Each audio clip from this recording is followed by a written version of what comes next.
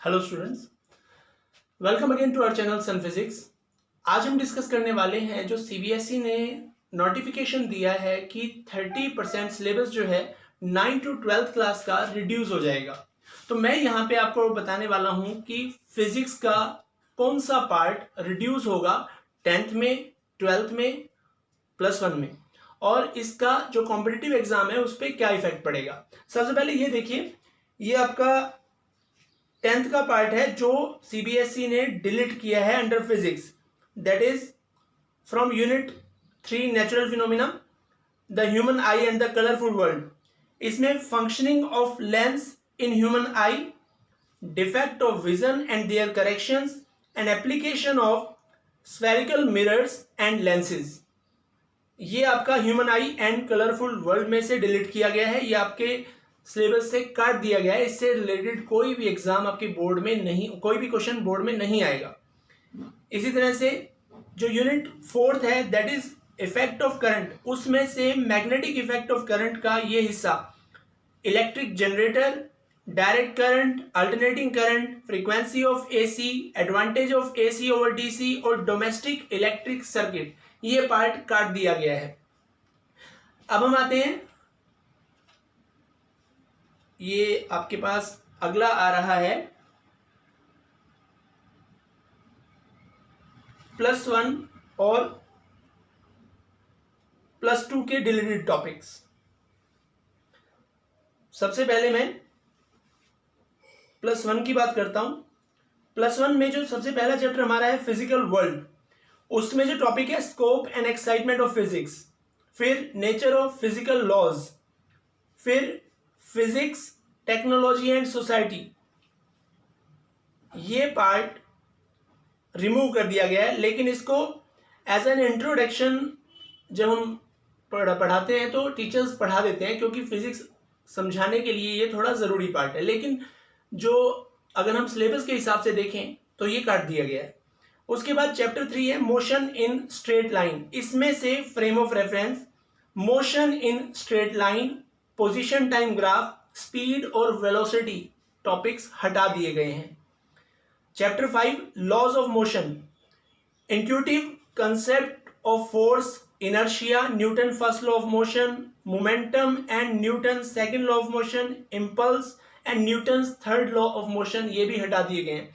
Basically ये चीजें student 9th class में पढ़ चुका होता है।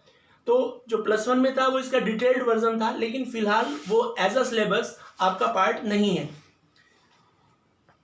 Next chapter 7 system of particle and rotational motion, इसमें जो आपकी theorem of parallel and perpendicular axis थी, उसकी स्टेटमेंट और उसकी एप्लीकेशन, ये हटा दिए गए हैं। चैप्टर 8 ग्रेविटेशन, इसमें Kepler law of planetary motion और एक्सेलरेशन ड्यू टू ग्रेविटी, जो जी वाला टॉपिक था वो हटा दिया गया है। Chapter 9 that is mechanical property of solids, इसमें elastic behaviour of solid, shear modulus of rigidity, Poisson ratio और इलास्टिक एनर्जी, जो elastic energy per unit volume वाला टॉपिक था वो हटा दिया गया है। Chapter 11 thermal properties of matter, इसमें heat, temperature, heat transfer, conduction, convection और रेडिएशन, जो मोड ऑफ ट्रांसफर थे, हीट ट्रांसफर के जो मोड्स थे वो हटा दिए गए हैं। चैप्टर 12 थर्मोडायनेमिक्स, इसमें से केवल हीट इंजन और रेफ्रिजरेटर का टॉपिक हटाया गया है। उसके बाद चैप्टर 15 दैट इज वेव्स, उसमें फंडामेंटल मोड एंड हार्मोनिक और डॉपलर इफेक्ट, ये टॉपिक्स हटाए गए हैं। प्रैक्टिकल्स में हमारे पास जो इन्वेस्टिगेटरी प्रोजेक्ट हुआ करता था और एक्टिविटी डिमोन्स्ट्रेशन होता था वो हटा दिया गया है। केवल 8 एक्सपेरिमेंट ही हैं 12 में से भी, पहले 12 थे, अब वो केवल 8 रह गए हैं। उसके बाद +2 में देखिए, +2 में पहले चैप्टर है इलेक्ट्रिक चार्ज एंड फील्ड, उसमें uniformly charged thin spherical shell, उसके अंदर और उसके बाहर जो इलेक्ट्रिक फील्ड निकालने का डेरिवेशन होता था वो हटा दिया गया है।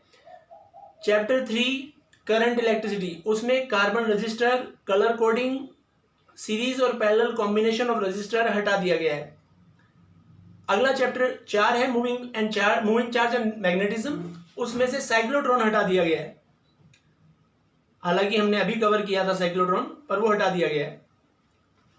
Chapter 5 magnetism and matter. Magnetic field intensity due to magnetic dipole along its axis and perpendicular to its axis, torque on magnetic dipole in a uniform magnetic field, ये टॉपिक हटा दिए गए हैं। उसके अलावा para dia ferromagnetic substances with example electromagnet and factor affecting their strength and permanent magnet, ये topics हटा दिए गए हैं। चैप्टर 7 अल्टरनेटिंग करंट, उसमें से पावर फैक्टर और वाटलेस करंट का टॉपिक हटा है। Chapter 8 electromagnetic waves, basic idea of displacement current, ये हट गया है। Chapter 9 ray optics and optical instrument, इसमें से reflection of light, spherical mirror, mirror formula, ये हटा दिए गए हैं। इसके अलावा स्कैटरिंग ऑफ लाइट, जिसमें blue colour of sky, reddish appearance of sun और सनराइज एंड सनसेट, ये सब चीजें आती थी, ये हटा दिए गए हैं। Resolving power of microscope and telescope, polarisation, plane polarise light, Brewster law and use of plane polarise light and polaroid, ये भी हटा दिया गया है। Dual nature of radiation and matter में से डेविसन जर्मन एक्सपेरिमेंट हटा दिया गया है। चैप्टर 13 न्यूक्लियाई, इसमें radioactivity, alpha beta gamma particle और रेज का डीके और उसकी property, radioactive decay law, half life, mean life, ये हटा दिए गए हैं।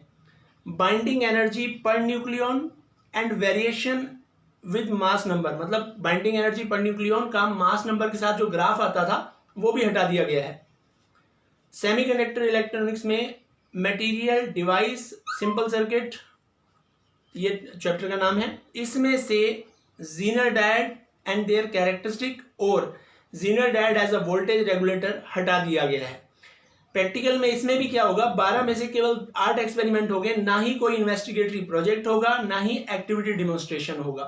तो ये आपका 10th +1 और +2 में फिजिक्स में जो चेंजेस आए हैं उसको एक्सप्लेन मैंने किया है।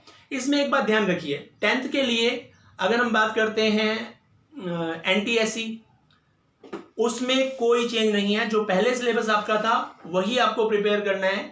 इसी तरह से जो कॉम्पिटिटिव एग्जाम +2 के लिए होते हैं जैसे JEE और नीट, उसके सिलेबस में भी अभी तक कोई चेंज नहीं कहा गया है। यानी कि जो लोग नीट, JEE या फिर NTSE की प्रिपरेशन कर रहे हैं उन्हें इस चीज की तरफ ध्यान देने की जरूरत नहीं है, उन्हें अपनी प्रिपरेशन पहले की तरह ही चलानी है। Thank you.